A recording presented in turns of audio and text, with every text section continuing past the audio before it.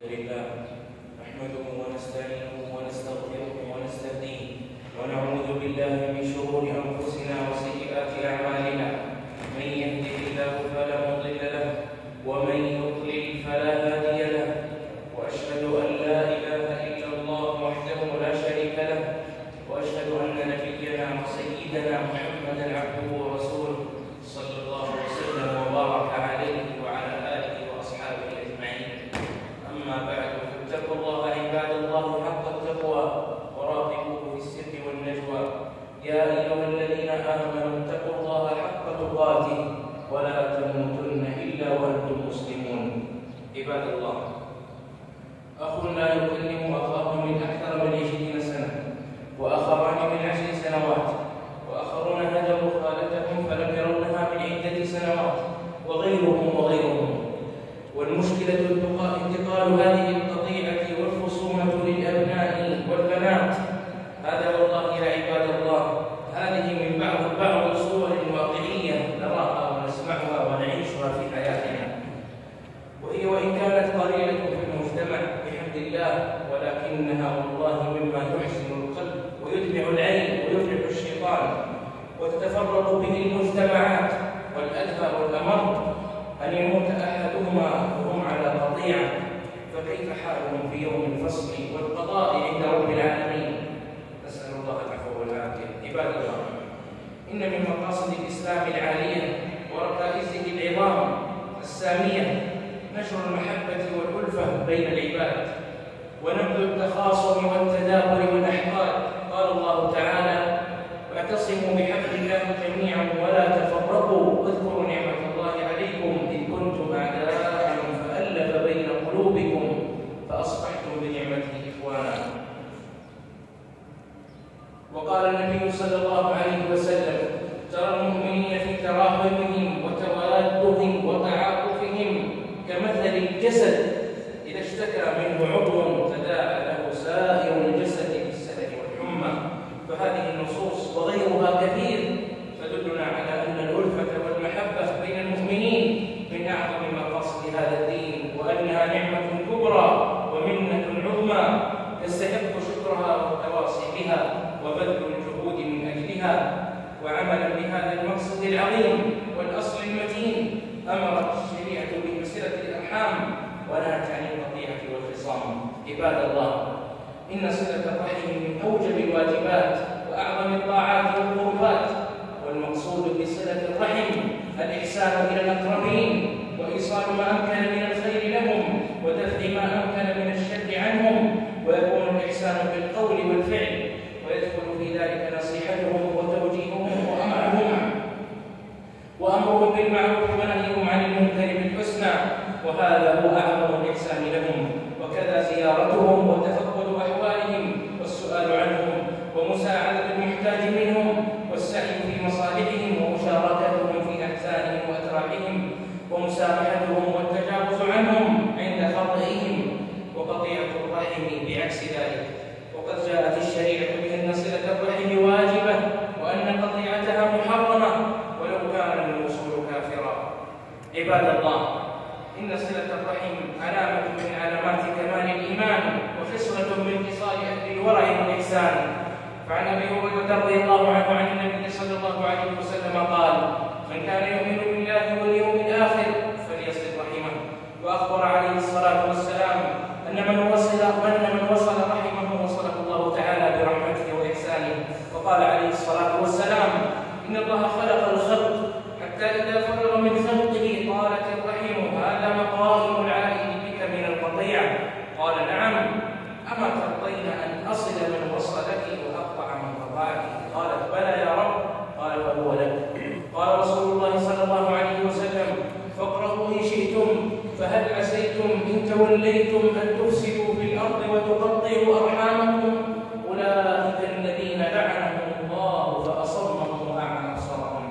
عباد الله، إن صلة الرحم من أعظم الأسباب الموجبة لدخول الجنان والوقاية من النيران.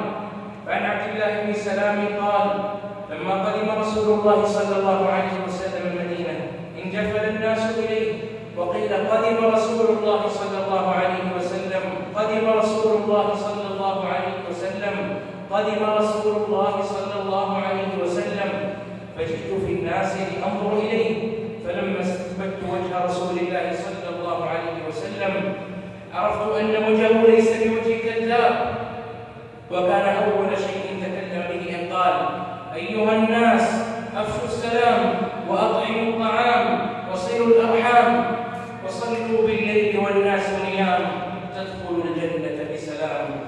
اللهم يا رب العالمين اجعلنا بأرحامهم من الواصلين وبحقوقهم قائمين. أقول ما سمعت وأستغفر الله واستغفره.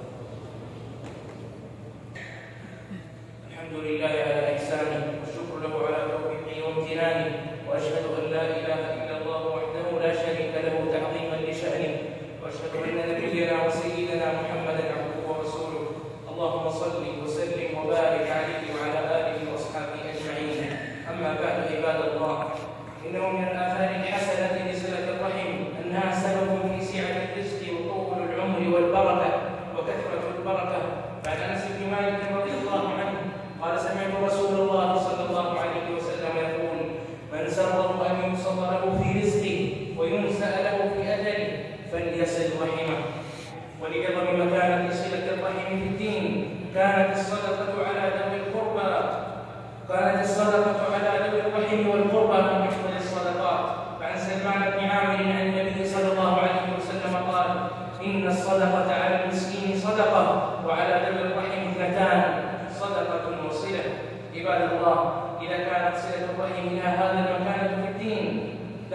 المكانة في الدين وهذا الشأن العظيم، فإن القطيعة أمرها خطير وشرها مستطير ونذير شؤم على صاحبها. وقد ورد في صحيح مسلم من حديث محمد بن جبير بن مطعم أن رسول الله صلى الله عليه وسلم قال: لا يدخل الجنة قاطع رحم، فمن قطع أقاربه وهجرهم وتكبر عليهم ولم يصلهم ببره وإحسانه وصلته فهو داخل في هذا الوعيد الشديد، إلا أن يتوب إلى الله عز وجل ويحسن إليهم.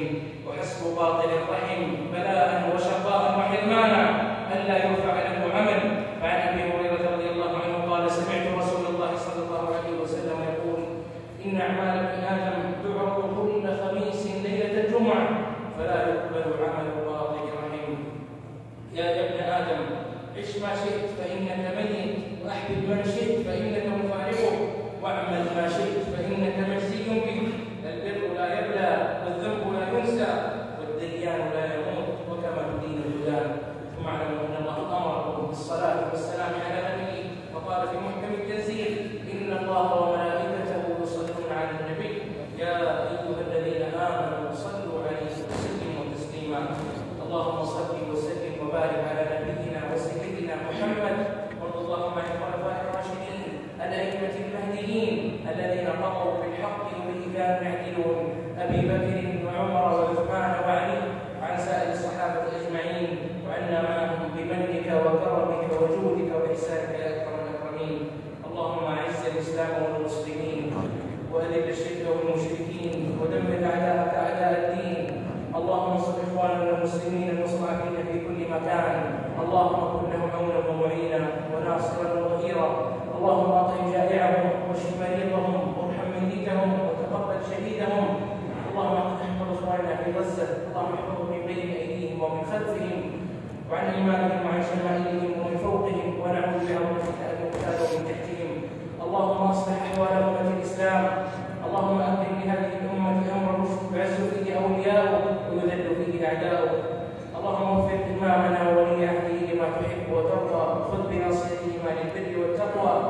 اللهم وفق جميع ولاة أمور المسلمين للعمل بكتابك وتحكيم شرعك واتباع سنة نبيك محمد صلى الله عليه وسلم. اللهم آمنا في أوطاننا واصلح اللهم أئمتنا وولاة أمورنا. اللهم أعنا على ذكرك وشكرك وحسن عبادتك. ربنا ظلمنا أنفسنا ظلما كثيرا، وإن لم تغفر لنا وترحمنا لنكونن من الخاسرين. اللهم اشف مرضانا وارحم موتانا